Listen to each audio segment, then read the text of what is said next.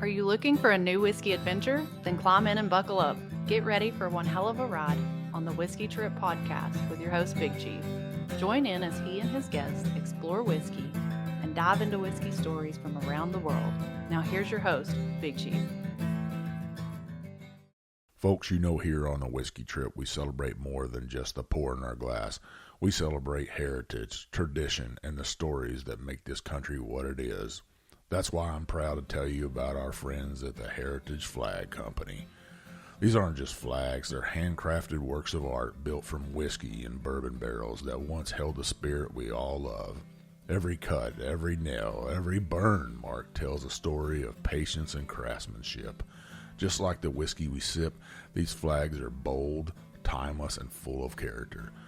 Whether you hang one in your home bar, your man cave, or gift it to a veteran or first responder, a heritage flag isn't just decor. It's a statement. It says you believe in freedom, tradition, and the legacy we pass down. So saddle up, whiskey family, and head over to theheritageflag.com. Use code WhiskeyTrip10 at checkout for 10% off your order. Let them know Big Chief sent you. Because just like your favorite pour, the Heritage Flag Company is made to be shared, honored, and remembered. Now let's get on to the show. Hey, it's old Big Chief, and yeah, you're taking another ride on the Whiskey Trip. And folks, do I got a show for you today. Yes, indeed. I got a great guest from Tennessee, Tennessee Hills Distillery in Jonesboro, Tennessee. I almost said Jonesboro, Arkansas, because I spent a little time there as a kid, but I got Stephen Callahan. He is the founder, he is the president and past distiller of Tennessee Hills Distillery. Stephen, welcome to the Whiskey Trip, my friend. Hey, Big Chief, thanks for having us, man. We're super excited, and I can't wait to get into the meat and potatoes with you and tell our story and tell your followers how we do things and why we do it.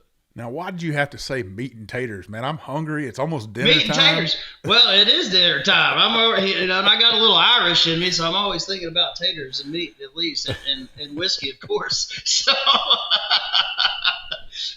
Well, I know listeners are wondering. I got whiskey in my glass that you guys sent me right there. Beautiful rocks glass. And I'm drinking on your guys' the S.E. Callahan here. Walk me through what's in my glass. Yeah, man. So that's S.E. Callahan. So my name is Stephen Earl Callahan.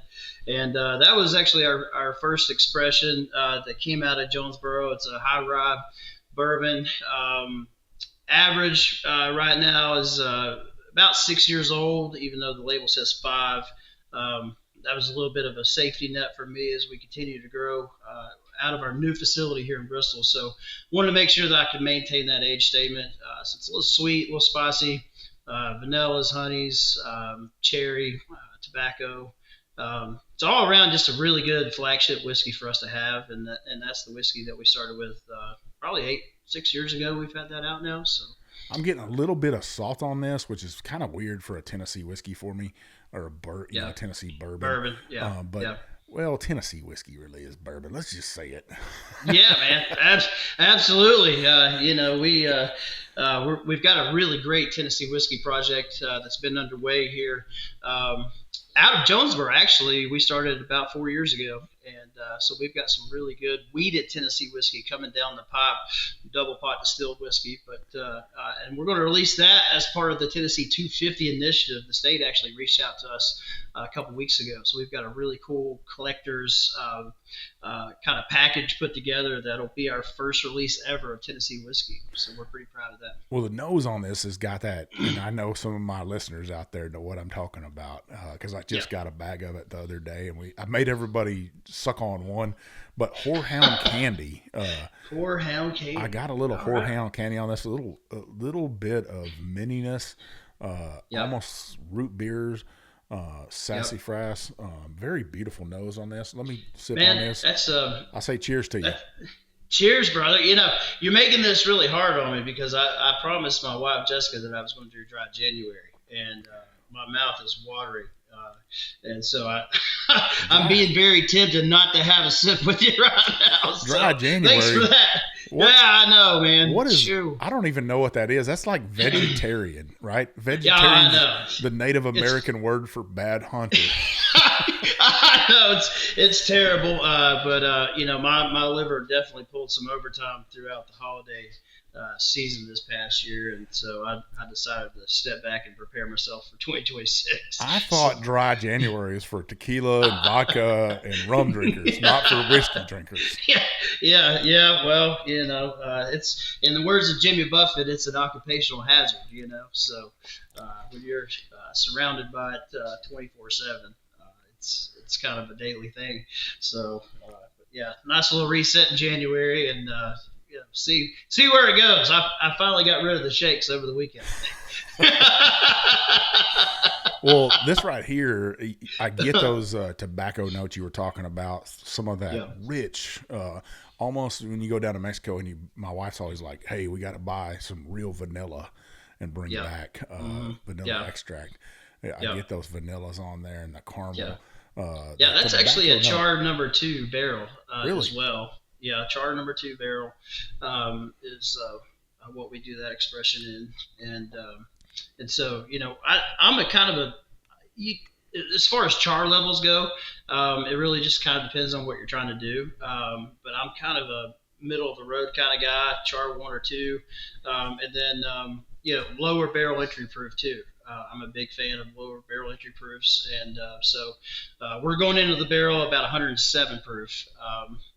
Right now, we have been for about 4 years, so we're starting to see some really interesting flavor compounds come out in the finished product, and so I think once we release some of these whiskeys we've had laid down in that proof, I think a lot of people are really going to enjoy it. So.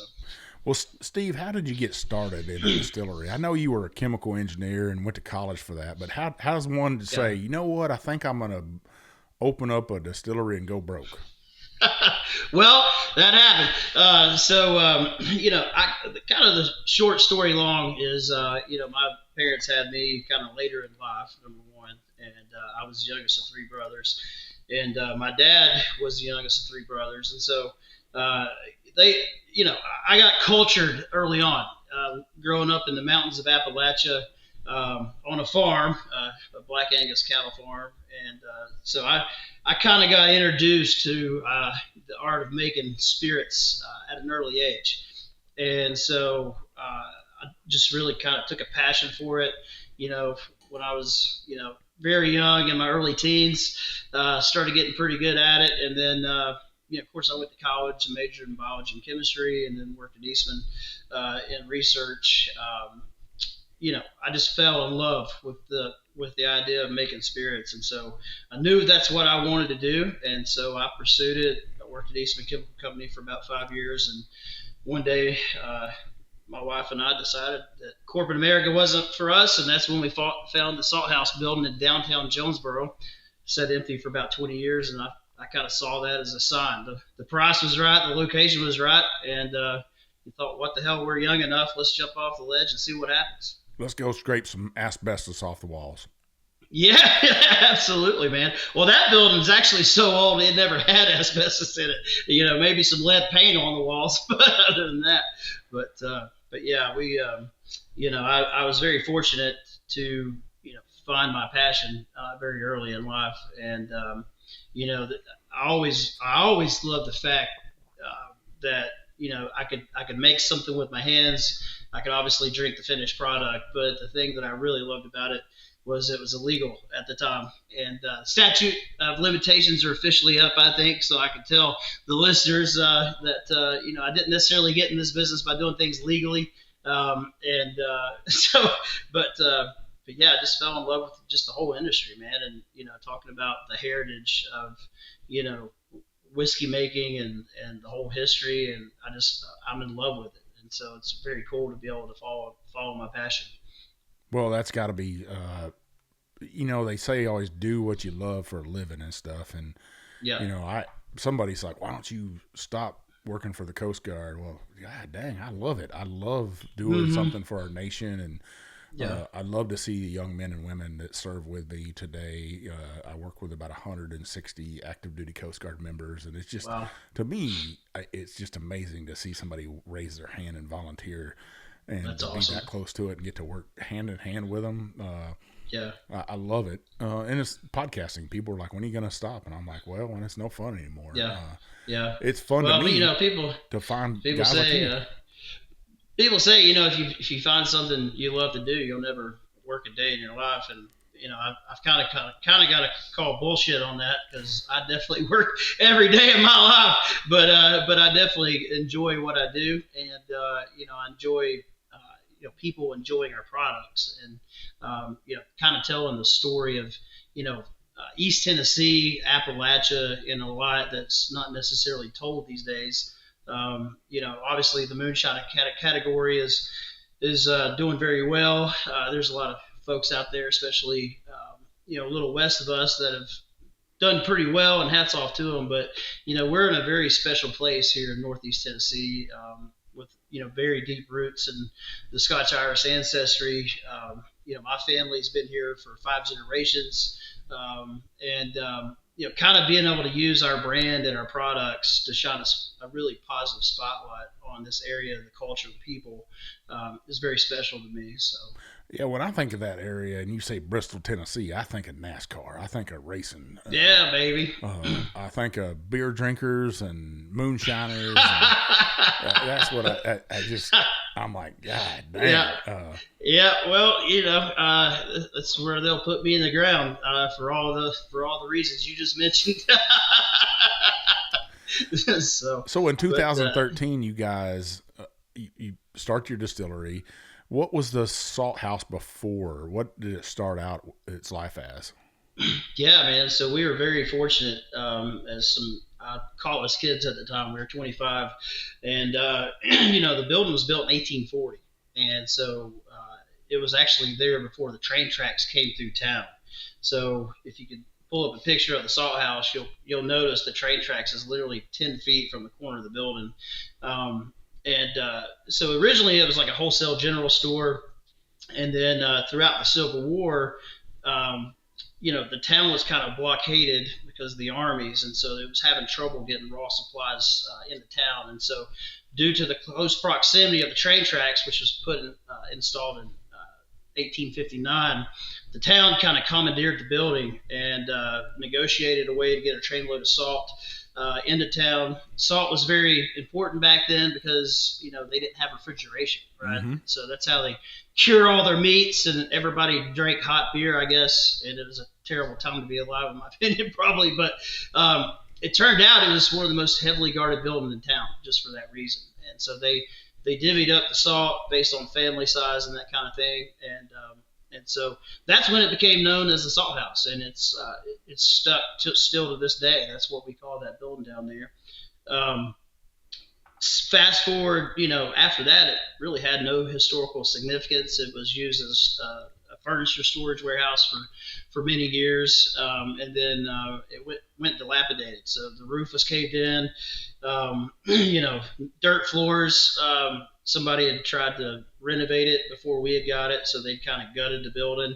And Jessica and I looked at it. It's up on top of a hill in Jonesboro's oldest town, Jonesboro, and very visible, very iconic building. So we went all in. We were 25. We slept on an air mattress on the floor, and we went from some very well-paid jobs at Eastman Chemical Company to being broke very quick. And so I think our first bank loan was $20,000. But yeah, we spent 2013. We spent 2 years essentially remodeling the building ourselves. So all the interior barnwood and all of that actually came off the family farm that I grew up on. So we tore down the family barn and did all the aesthetics. The really cool thing too about when we first got started, we actually built our own stills. So we built a 150-gallon still. We built a 300-gallon still, and they were old jacketed stills. So it's kind of cool because we didn't have boilers, due to fire codes and that kind of thing. We tried to figure out how to basically get the same effect as a steam jacket. And so we built an oil system where basically you have a box with electric heating elements in it. You're pumping oil through. wasn't efficient at all. Took hours and hours and hours to distill. But that was how we got our start years ago.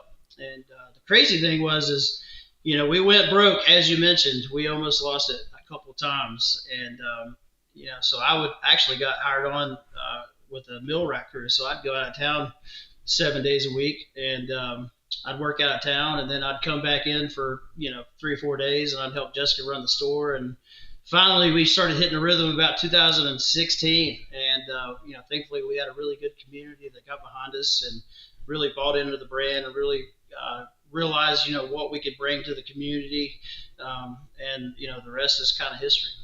I love it. That perseverance, that hanging on, that old Harriet Beecher Stowe quote, right? Yeah. Hang on until the last minute, for that is the time that the tide will change. The ebb and the flow really does happen, and to get a little sailor there with you.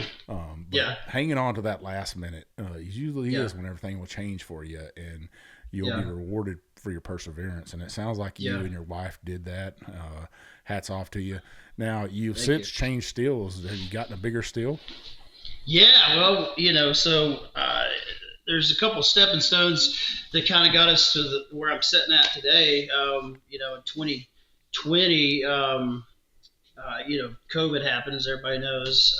Really good friend of mine, John Henritzi, that owns JRH Brewing Company, called me and he said, hey, COVID's kicking our tail. He said, I'm interested in selling the equipment. Would you be interested in buying it? And so Jessica and I went down to the brewery, looked at it, told Jessica, I said, I think we're going to get in the beer business. And coincidentally, at that time, we had met our partners, Scott and Daphne Andrew, our now partners, Scott and Daphne Andrew, and we were kicking around the idea of partnering together. Scott's and Daphne, they own a fairly large franchise company. They had the kind of the business acumen that me and Jessica didn't at that time. And so we decided to buy the brewery, turn it around. Basically we won Craft Brewery of the Year 3 years in a row. We hired really good people. We updated the facility. That was a really good opportunity for us to kind of test the brand power behind Tennessee Hills. Could we make another location successful? Could we hire and fire, scale the team, scale the systems? And then could we make another product, beer, in a way that, was super high quality that, allowed us to really gain traction in the beer world, which we did. We quickly maxed out our capacity there. And then fast forward to 2022, we decided to go all in and build the facility that I'm in right now, which is Tennessee Hills, Bristol. And so it's 36,000 square feet all in. We're about 70 employees now, which is awesome. And then, we have an 18-inch continuous column here, as well as a 500-gallon pot still. So upgraded the still size pretty significantly. Fermentation, I like to call it the Willy Wonka factory of booze. So I don't know about that. I've been in the Willy Wonka factory of booze, and it will blow your mind. I know, but it's our own version. So now, so you went from that small little stills. How much whiskey was you making when you first started out, like per week? I mean, we were probably, maybe busting out a barrel a week, something like that. And now, how many barrels can you bust out now? We're probably about 8 barrels a day, something like that. And that's us kind of running, not full steam. That's just us kind of comfortably running right now. And, the thing about, whiskey is as you know, it's a huge investment on the front end. So we're, outside of being the two families that are now partners in Tennessee Hills, we don't have any outside investment or anything like that. And so, we're doing what our cash flow allows us to, which was one of the reasons that beer and the ready-to-drink cocktails, we have a full canning line here, is so important to us right now, is because that's kind of number one, that's what's paying for the facility, and it's helping us cash flow the business and keeping our employees paid, but it's also allowing us to invest in barrels. So. Awesome. I love it. Now, speaking of paying for barrels, did you start out with 53-gallon barrels, or did you have to migrate into those? So we started out, anything as small as 5 gallons, because we out of Jonesboro we didn't necessarily have a rick house or a barrel house, and so we first started out. I started out anything 5 gallons, and slowly worked our way up to 30-gallon barrels, and we did all of our barrel storage in the upstairs of the salt house building. So it's a 3,600 square foot building, and the weight, you're talking about a 180-year-old building with all that weight upstairs. I thought it was cool because we got to put the barrels in the windows, but eventually we started walking in and seeing little pieces of brick mortar falling down, and that was because we got so much weight up there. So, but that was a really good way for us to start barrel aging product, and like I said, kind of cash flow in the business ourselves all the way up until 2020 or so. I could just see you up in Lowe's and seeing a big old wooden bucket and be like, Mama, the law says container. It doesn't say barrel. And and you were hoping that she would say, Daddy, we can use that 5-gallon bucket. I could see you saying that. Yeah, absolutely, man. Absolutely. But I love, and then, of course now we've went up to 53s about, I don't know, 5 or 6 years ago. But when we bought the breweries, when we got really serious about laying down barrels, because we also bought a warehouse, and so that gave me the room that I really needed to start barrel aging on a serious level. And so we actually used the brew house in Johnson City, and so we would actually cook mash up there, and then we would truck it down to Jonesboro. And so the last year that we ran out of Jonesboro, we ran over 300 batches of Tennessee whiskey alone out of that small facility down there. So it's pretty incredible. Awesome. I love it. Yeah. So, you're up to 53 gallon barrels. Yeah. Those 53-gallon barrels, are you filling them with sweet mash or sour mash? Which one are you doing? So we're doing sweet mash. We're doing a sweet mash recipe. I really kind of prefer sweet mash, especially, as a key differentiator between us and some of the other Tennessee whiskeys on the market right now. There's obviously a flavor profile that comes along with sour mash. And so, that's one reason we decided to really commit to a wheated product that we've been laying down in barrels. Is most of the Tennessee whiskey that you're seeing now is it's a rye base, and so wanted to go the opposite direction and observe the masses and do the opposite. And that's kind of our motto here. Well, that's probably sticking with your heritage anyways, because it wasn't until the 1830s, really the 1820s, where Catherine Carpenter wrote down the recipe for sour mash process, and then everybody knows Dr. James Crowe is the one that perfected it. And so the Irish and the Scotch weren't using a sour mash process; they were using a sweet mash process. So you're really sticking to your roots.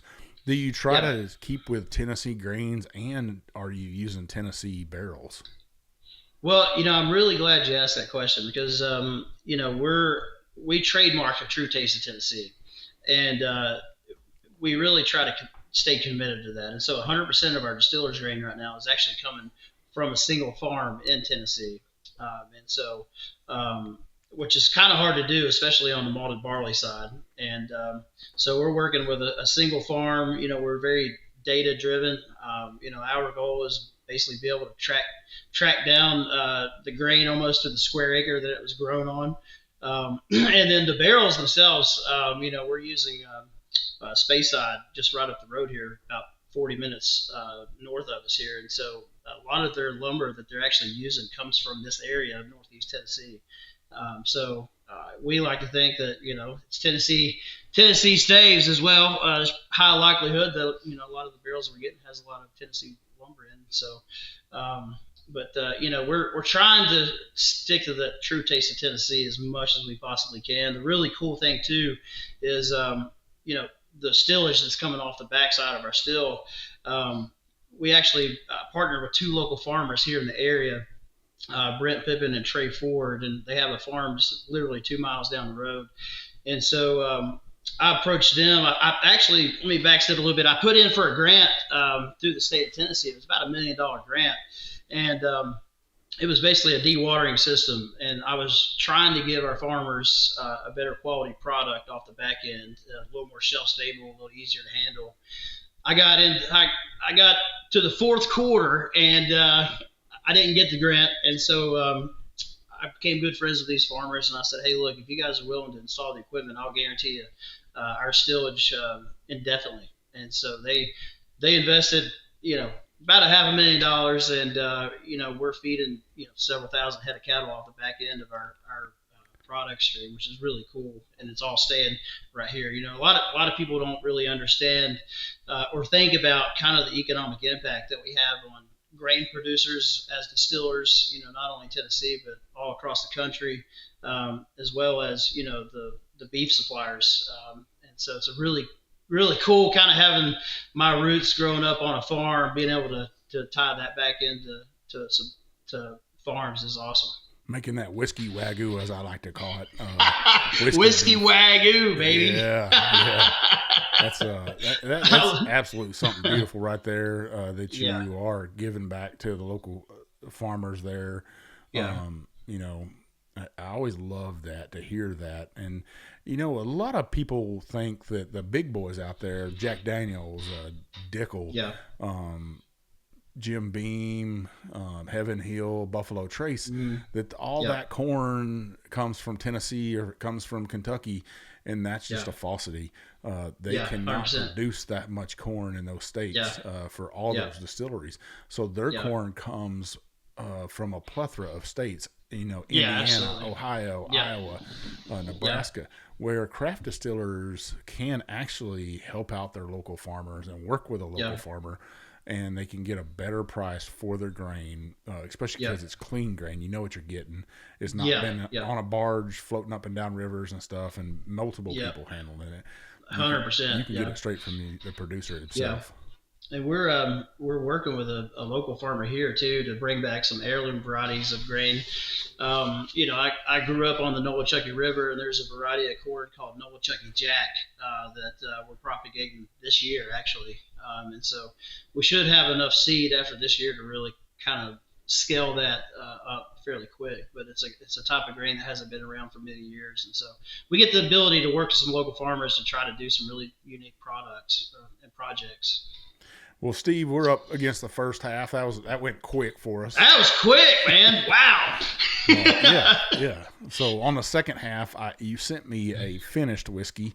I'm excited to taste. I'm really excited that, and we have an amazing giveaway for our listeners. But before we go, listeners, make sure you check out the whiskeytrip.com. Check out my new challenge coin I have right here. You want to get one of these? Like I said, there's 3 ways you can get it. I'll stick it in your hand. You've really helped me out in some way. You win it in a giveaway, or you go to the whiskeytrip.com and help the Whiskey Trip get down the road and get other great guests on the show. Get on the whiskeytrip.com, buy one of my hats, buy one of my rocks glasses, or buy one of my coins. All right. I'd really appreciate it. Stick with us. We'll be right back. Leaper's Fork Distillery is an artisan distillery working to bring back the history and heritage of a small batch whiskey production to Williamson County. The distillery crafts premium spirits using local ingredients and limestone filtered water to create superior spirits with a signature taste. Yeah, I love their wheated bourbon. Leaper's Fork Distillery is characterized primarily as a low-volume, low-impact concept of production. They are excited and honored about bringing back a lost art and industry to a county that always puts its history and heritage at the forefront. Visit them today at leapersforkdistillery.com. The Whiskey Trip is proudly sponsored by Guardian Coins, a veteran, family-owned and operated company that understand what it truly means to honor service, story, and tradition. Guardian Coins just doesn't make the challenge coins. They craft symbols of pride, legacy, and camaraderie. From military units and first responders to distilleries, brands, and special events, every coin is designed with purpose and built to last. Here at the Whiskey Trip, our official Whiskey Trip Challenge coin was brought to life by Guardian Coins, and it represents exactly what this ride is all about. Craftsmanship, community, and sharing a great pour with amazing people. From custom artwork to flawless finishes, Guardian Coins works with you one-on-one to turn your vision into something tangible, something you can hold, collect, and pass down. So if you're looking to create a coin that tells your story, whether it's from your unit, your brand, or your next big milestone, trust the folks who know how much that story matters. Visit Guardian Coins on Facebook and tell them Big Chief from the Whiskey Trip sent you. Now pour something good and let's get back to the ride. All right, listeners, we're back for the second half. I don't know if my voice has gotten deeper, Steve, but your whiskey is helping it out for sure. That's Now, awesome. my second pour for this half, I know it's dry January. Your wife, she's done got that whip out and started whooping you for it. But I'm drinking your Madeira cask right here. Tell me all about this right here. What'd you do to this? Yeah, man. So that's our the same barrels that you tasted earlier on in the show, and then we get a Madeira wine cask sent in from the Madeira region of Portugal, and then we let those things go a lot longer than most people do. A lot of guys they'll finish 6 months, and then they'll probably try to dump it and then refill.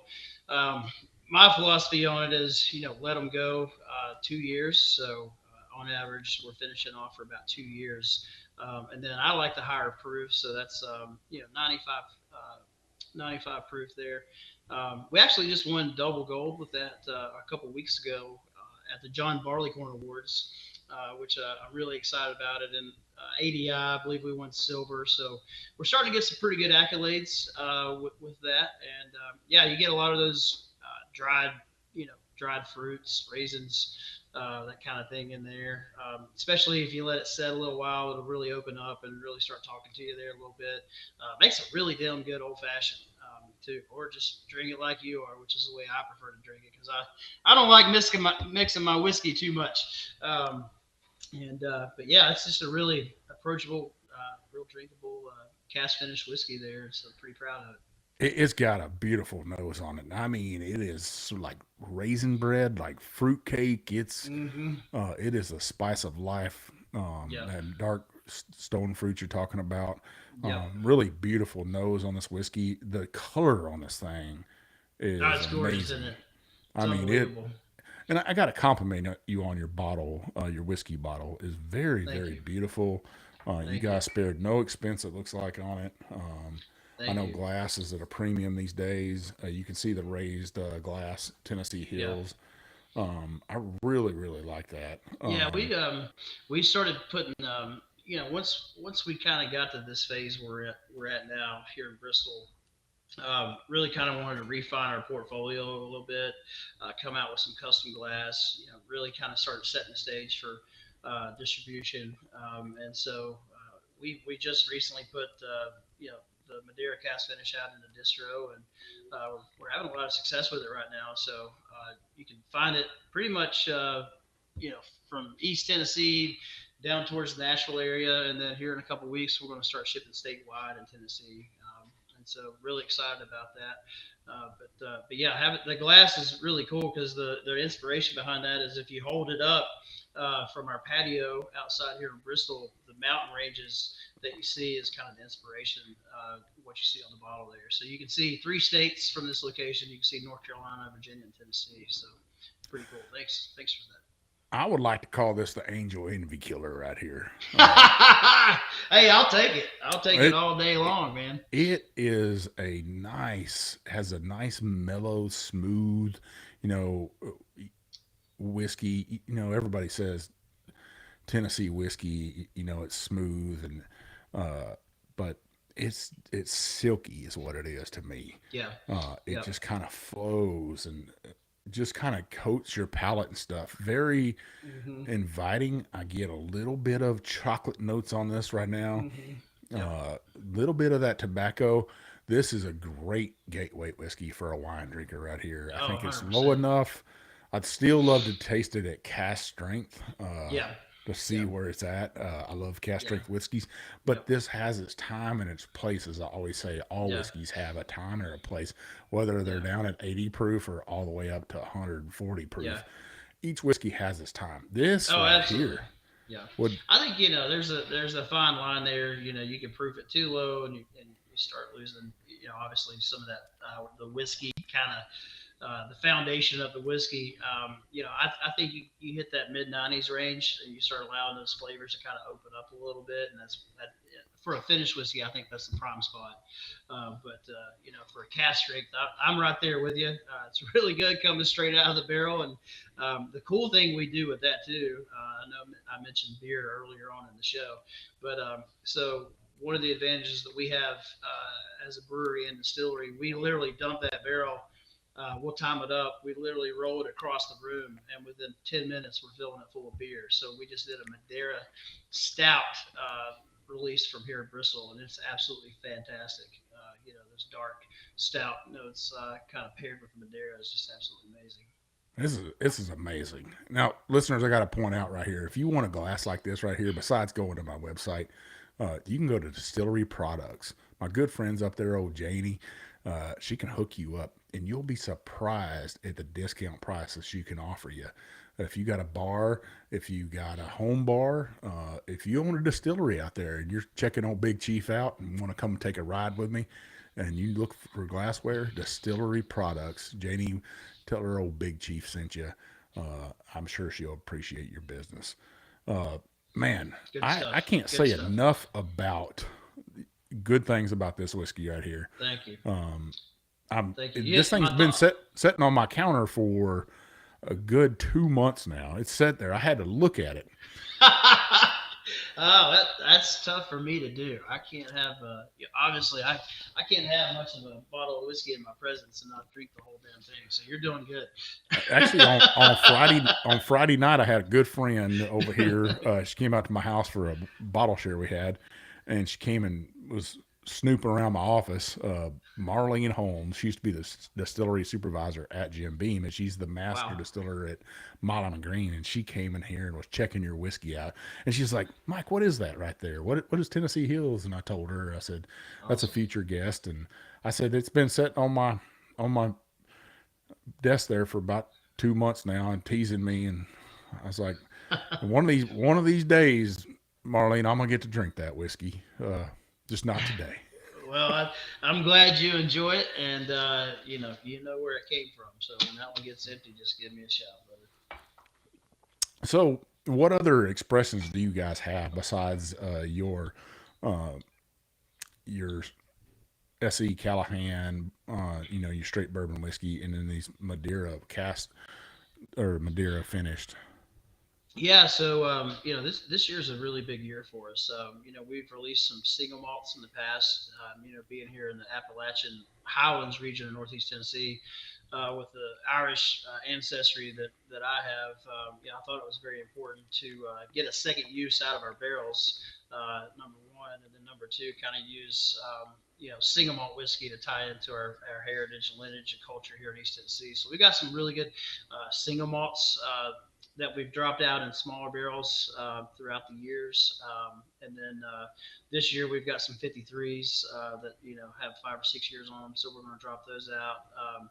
One thing I'm really excited about, and it gets back to the finish, is a couple years ago, well, say about 4 years ago, I got some dry port wine cask, and so I took a 6-year-old whiskey. And these barrels were actually dried out when I got them. So, they had all the color and everything from the port, but they weren't wet like a lot of barrels would get.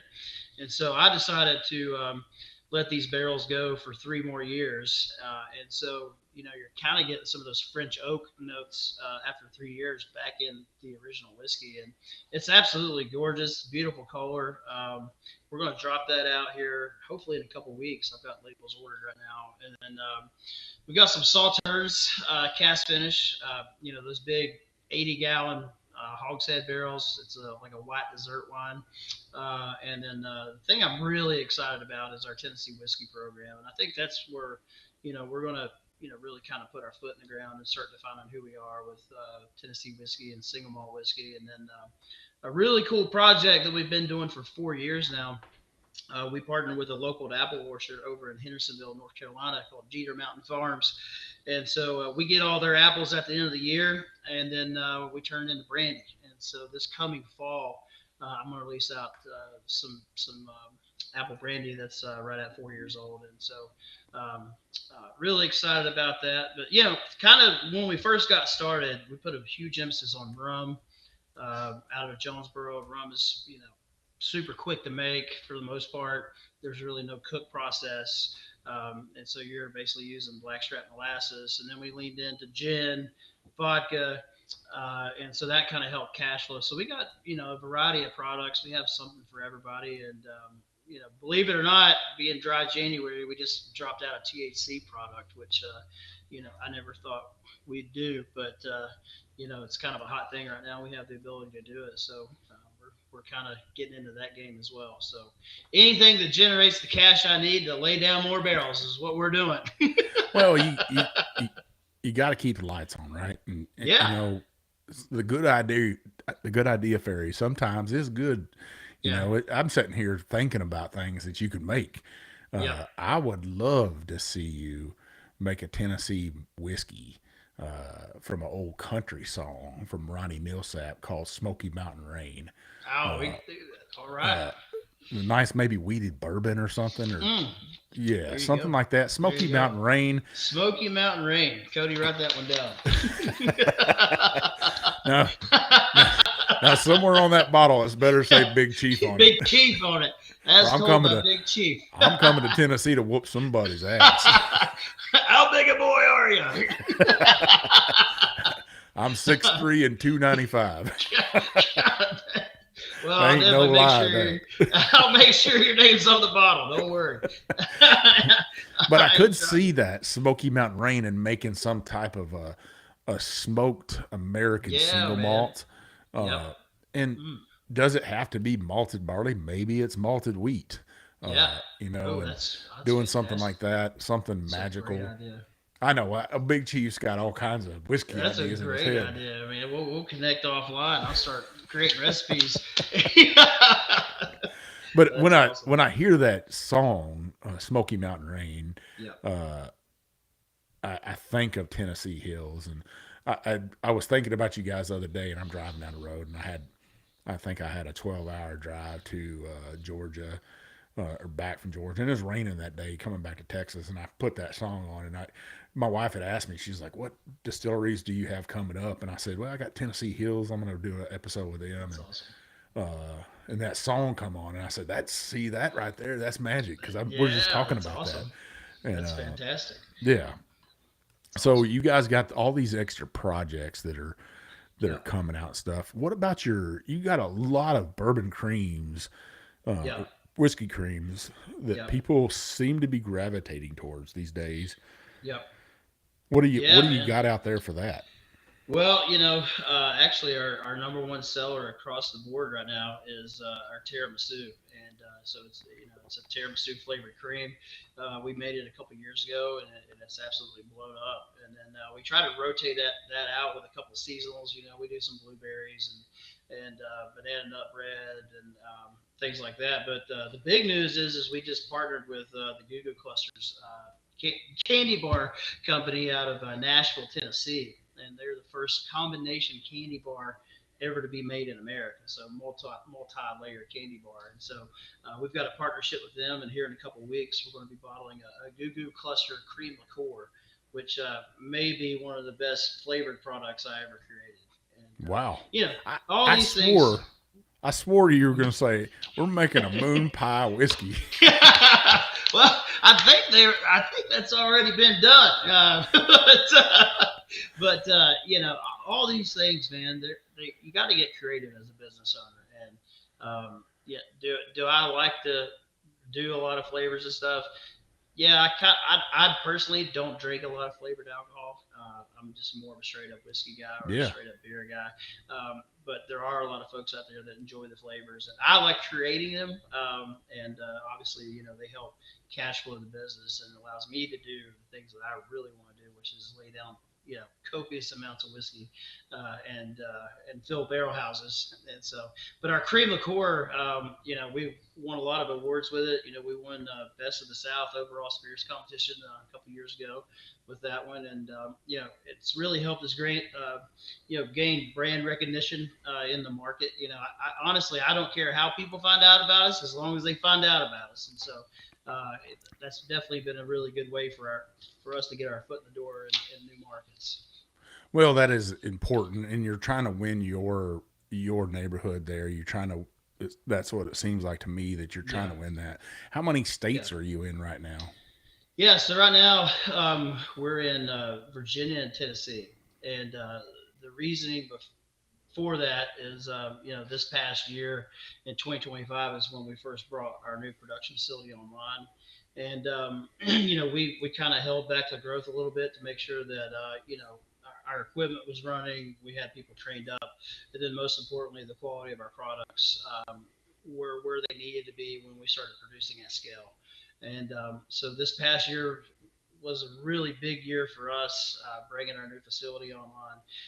This year, I just hired a new COO, so I'm kind of getting out of the daily operations, and I'm going to start really working on the business and gaining distribution. And we've had opportunities, um, to kind of launch, and I just wanted to be really strategic about it. And so this year, I see us probably picking up another 5 or 10 states fairly quick, and super excited about that. It's long overdue. We've been in business, over 10 years now. But I think a lot of people, they kind of get over their skis a little bit, and they don't understand the distribution game. And I've tried to gain as much knowledge as I possibly could before getting in over my head there. And so this year is a really big year for us. And yeah, and then also, we hired a new CMO this year.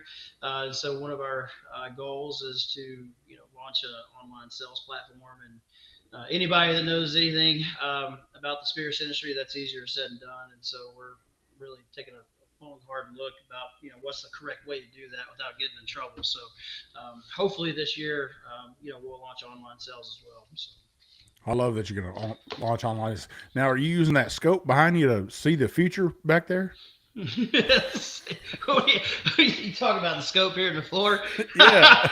Well, I had an AR 10 built the other day, and that's still sitting in my office. And look, I got the gun out of here, but there's too much drinking that goes on in my office to have an AR 10. But yeah, that's a scope for sure. But I've got a couple guns hanging up on my wall here in my office, and I noticed. I keep looking back at your lamp back there, and I thought at first I was like, "Is that one of those legs off the Christmas story?" legs fragile leg lamp. Yeah. but yeah, but yeah, man, we're just happy to be doing what we're doing, and our goal. I'm kind of preaching the Tennessee Hills gospel here while you're enjoying that sip. Is our goal is to really be an economic engine here in Northeast Tennessee, and we have 3 locations in 3 different cities, and we really kind of want to help grow this area economically, and kind of become one of those heritage brands that does that. And so, building a company that people are proud to get behind is our goal. So. Well, I think you're well on your way to doing that and stuff. I I love having craft whiskey on, somebody that's putting their passion in, putting the work in, taking it slow, like you said, not getting in front of your skis. And there's a lot of lessons to be learned in the market right now, I think. Yeah. With whiskey, there's a lot of people that have don't go on podcasts. They don't take advantage of free media. They'll go out and hire somebody to do all their marketing for them, and really they could save themselves a lot of money, a lot of research. Even if you watch a podcast, you say, "Man, I probably could go on one of those." Yeah, earned media, man. Earned media. It is a lot out there that you can gain from picking up a podcast and listening to it or watching it on YouTube. A lot of education, and see what works for your company, and see what states you probably. I've said it over and over and over to people, craft distillers. Be careful about coming to the state of Texas, because this state will drink you dry. And that's just that's not saying it about that we got a bunch of whiskey. We're just got a large population here. Yeah, it's massive. And should be by now, and I don't know the exact numbers, but California was the #1 consumer of whiskey in the United States in 2025. But I'm sure in 2026, Texas is going to probably overtake California as the #1 consumer of whiskey. That means that awesome. you got to be real careful with the markets here and how you do it, and not getting ahead of those skis. I've said it over and over and over again. Win your neighborhood, win your backyard, win your state, and then branch out and branch out near those states near you where you can handle it. Texas ain't the place to go. Try something new for sure. Well, I mean, you guys got a lot of good distilleries down there. We were in San Antonio for ADI a couple months ago, and Jessica and I stopped in a couple distilleries down there. And I didn't realize single malt was such a big thing. Coming out of Texas right now, and actually, that's a really good single malt down there. And but yeah, man, you guys got a really cool distillery scene that I was aware of, but I didn't realize, how many you guys had down there in Texas. So if I could only get one of them, just one of them, to listen to me about making a Dr. Pepper whiskey, just a finished Dr. Pepper whiskey for Big Chief. Make one barrel. That's all you got to make. One bottle. I don't care. Hey, we can do that for sure. Well, Dr. Pepper might have something to say about that. You might get a little letter from a lawyer in the mail. Yeah. Cease and desist. You never know. Well, let's talk about the first time. Let's talk about the giveaway you guys got from one of our listeners here. I'm gonna grab this bottle right here. Now, you see that hat right there, listeners. It's gonna be that hat right there. It's gonna be this bottle right here. This is a cast strength. You got a cast strength. Oh, yeah. Baby. It was tough for me to decide. This is 112.4 proof. Your cast strength bourbon whiskey. It's hard for me to give this one away, but I can't believe you're giving it away, man. That's a good bottle of whiskey right there. Well, hey, you guys are the ones giving it away, really, and I truly appreciate it, and the listeners are going to appreciate it, and I hope that brings more people to you. Somebody gets to win this, and then they take it to a bottle share and say, you know what, guys, you got to try this, and you got to buy this whiskey. Let's do a barrel pick there. Let's do this or let's do that. Let's get bottles of this. And I'm going to pair one of my rocks glasses from Distillery Products, the Whiskey Trips rocks glass. You notice it fits in my big old giant hand because slightly used. I've been known. No, this is a brand new one right here. This is a slightly used one. This is a brand new, nice and shiny, everybody. But a rocks glass, a bottle of their Tennessee Hills cast strength whiskey, and a nice Tennessee Hills cap right here. Hell, I almost kept this one. I didn't get a cap, folks. I love whiskey caps. I wanted to keep this too, but we're going to give all this away. We're going to let this go for a week. Every post I do, every time I do a post on social media, folks, I'll invite Tennessee Hills to collaborate with me, but we want you to post an emoji of a dog, and that's a tribute to Steve's dog back there. Oh, yeah. Yep. Emoji of a dog, and tag 4 friends. And then we'd also like you to follow Tennessee Hills Distillery on Instagram, and obviously follow the Whiskey Trip. Share the post that I do that day. Share the hell out of it, please. And go to YouTube and watch this. But that's the things you got to do. You got to post an emoji of a dog to honor Steve's dog. Tag 4 friends. Follow the Whiskey Trip. Follow Tennessee Hills Distillery. And that last thing you got to do is share the post. Share the post, please. Share it up. And then we'll let that run for a week. You got to be 21. You got to reside in the United States. I'll pick a winner. I hope that gets more people finding your whiskey, Steve. Thank you.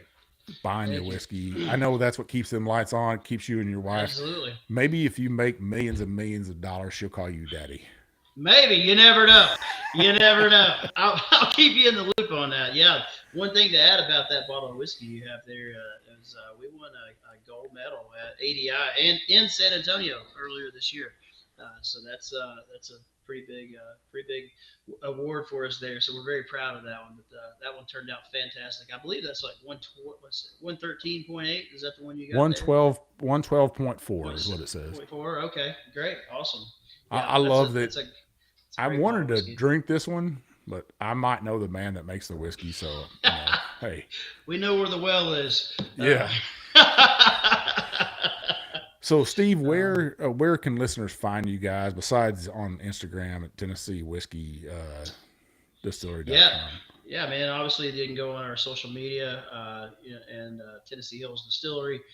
We have 3 pages for all 3 locations, but if you really want to stay up to date with what's going on, Tennessee Hills Distillery is our main page, and then at TN Hills on Instagram. And then you can also go to TennesseeHills.com to see all of our facilities, get a more bird's eye view of kind of the story and more about us and that kind of thing and about our locations. And then we recently just launched a podcast called the Responsibly Rowdy Podcast. And so you can find that podcast on any of your, wherever you find your podcast. And so that's going to have a more of a day-to-day look at, what we're doing here. So I'd love to have you guys join us as well. And Big Chief, thank you for allowing me to be on yours. It's completely awesome. Yes, sir. Yes, sir. Any last words to listeners? Any advice for them? Hey, man, times get tough. Just drink more whiskey, right? Well, chew Big Red. I don't know, man. That's a tough question. Big Red chewing gum. Big Red chewing gum. Man, I love it. I love it. Yeah, well, but Steve, hey, man. Once again, thank you for sharing your whiskey with me. Thanks for sharing your stories. And thanks for being a guest. It means a lot that you took this ride, that you took this chance on an old veteran that has a deep, old, sexy voice. I appreciate it. Thank you so much. Hey, man. Thanks, Big Chief. I look forward to doing it again, man. Thank you so much. Appreciate you guys. Yes, indeed. Yes, indeed.